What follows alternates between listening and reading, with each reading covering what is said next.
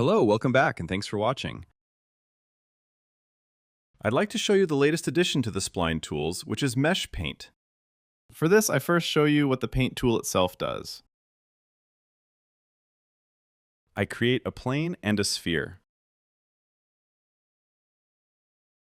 Reset the transform. I just want to show using something with a collider. So Paint itself works by painting on a collider like this. Let's increase the minimum spacing to get a smoother line. Let's enter edit mode. You see the spline aligns perfectly to the collider. Now let's remove the sphere collider. And let's paint again. You see, the painted spline goes right through the sphere now. Let's do this with a more realistic example. I'd like to use the tiger from Mabler's Animations. It's a really exciting asset, highly recommended. It's a character, so it is sufficient for it to only have capsule colliders. In this case, you can use Mesh Paint. It's based on vertices.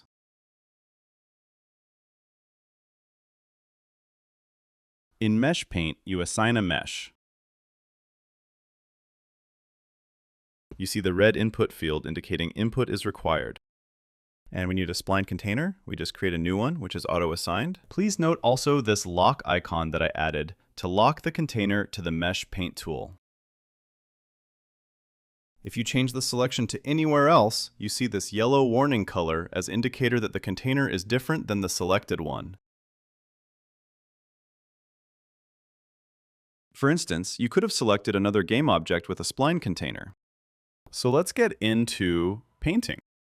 Snap to surface is active. It's as simple as dragging with the mouse. Let's enter edit mode to show the spline flow. Or here, and also here. You can move these knots around like this. Oh, by the way, I've also added an option for the mouse action. By default, dragging is in paint mode. If you want to select another game object, you can disable the paint mode by clicking the select button. But let's go back to painting and let's get serious. Now I'd like to show you my latest asset. It's called Spline Mask. It's A. Let's open it via menu. The UI looks like this. The asset has an integration for Spline Tools, but you don't necessarily have to use Spline Tools. It's just handy because of the Mesh Paint. For instance, if you have set up the renderer and the container, you can hit Pull from Spline Tools and it picks exactly that information. What this does is when you paint a spline, for instance, let's paint one here, it can reflect that on the UV.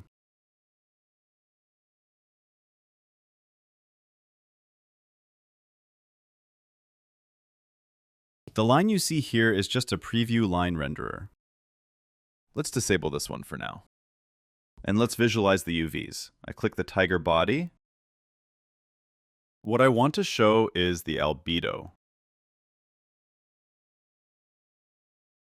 Let's add this as the reference texture for visualization. You can zoom in with a mouse wheel or double-click to zoom to the available area. Let's show this more precisely by painting on the tiger's face. Let me disable gizmos.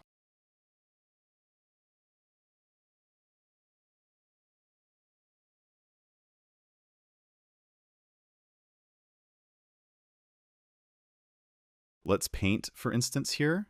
Let's go back here to edit mode by double-clicking. You see this line got added. And another, and another, and another. And here another. Let me activate line renderer again.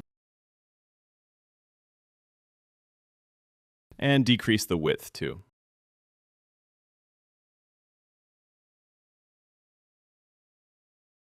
You can paint a color on it or a gradient.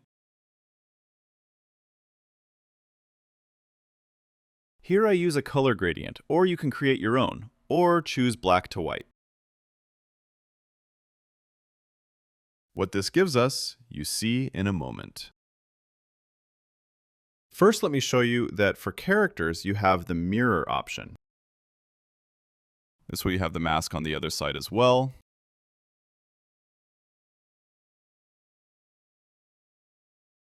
What's handy here is, let me disable the line renderer again, is that you can put your own material on this mesh.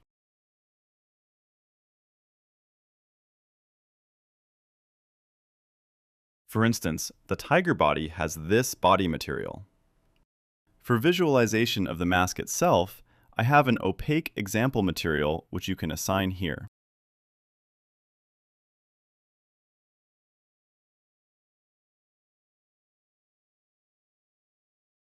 Currently, this is now white. Now we define the slot of the material that's being used. We only have one material, so the slot index is 0 and the mask should go into the base texture. Let's select the texture property, in this case base texture, and here we go. You can see the gradient is painted on the UV. Let's colorize this again to have it better visible. And what you can do with this is, for instance, increase the align widths. Or I've added several brushes, like for instance, taper. This is nice for deformation, add some softness. Or you can use feather, increase the length, set the feather angle.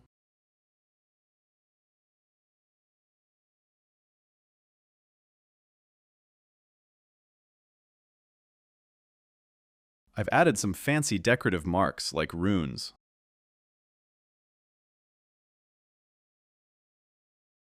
For this to show up, you need to remove the actual line, which you can do by reducing the line body opacity.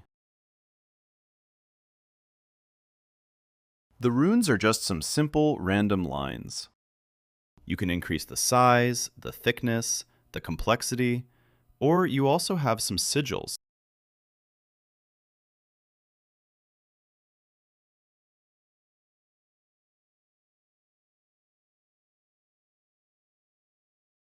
Increase the size again.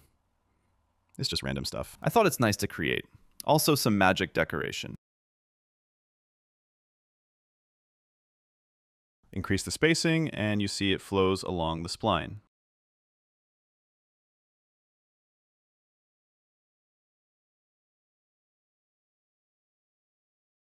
But let's remove this again and let's see the purpose of the masking.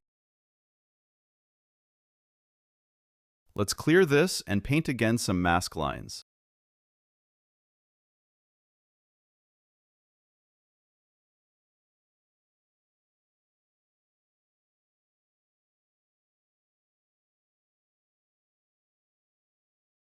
Here, and another, and a bit more.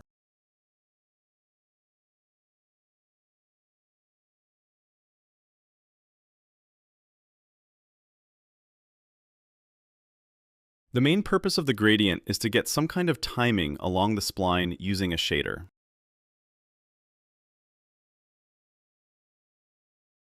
I'd like to add more feather to get kind of a different look here.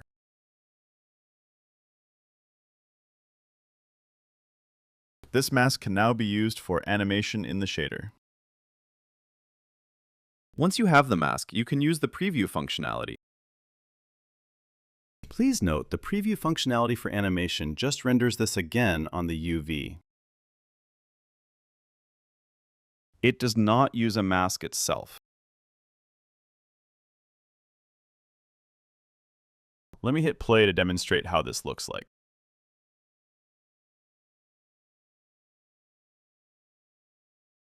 By the way, you can have the gradient per spline or globally. Let's press stop.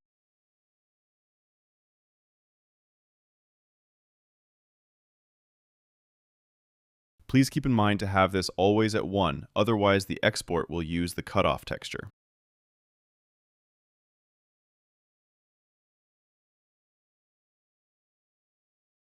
Stop will ensure this being at 1.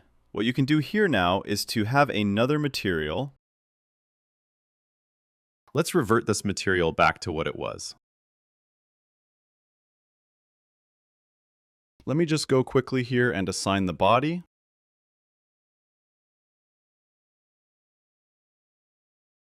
This is not the one I wanted to use.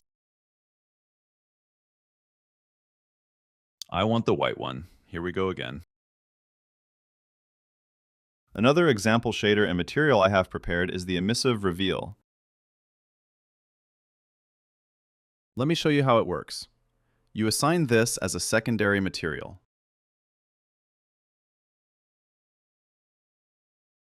This one is transparent.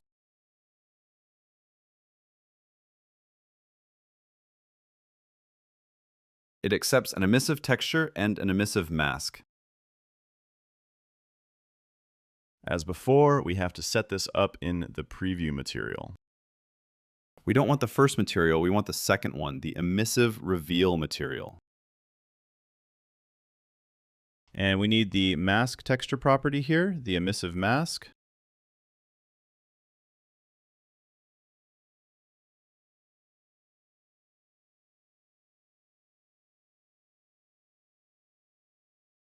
Now I want to pick another color and use higher HDR for the lighting.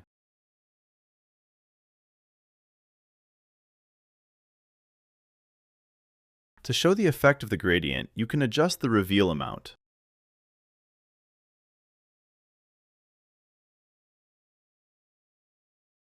Let me move this outside the screen for now.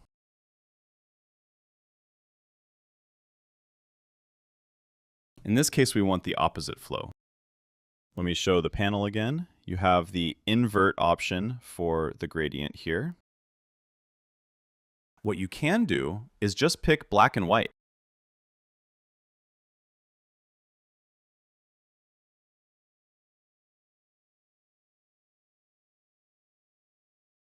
Now it goes from head to bottom.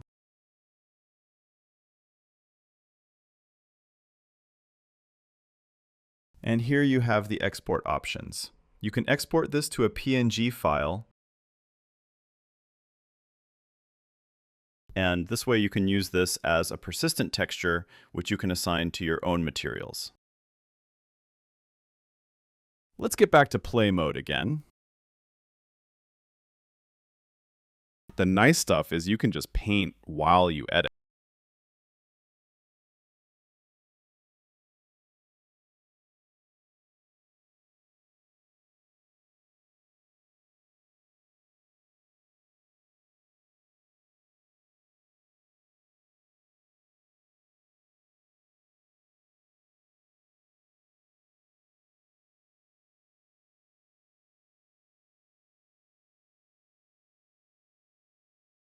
Let's make this per spline again so that it's instantly visible. Of course, also the opposite direction or some smaller areas. Let's reduce the size again, 2 or maybe 1.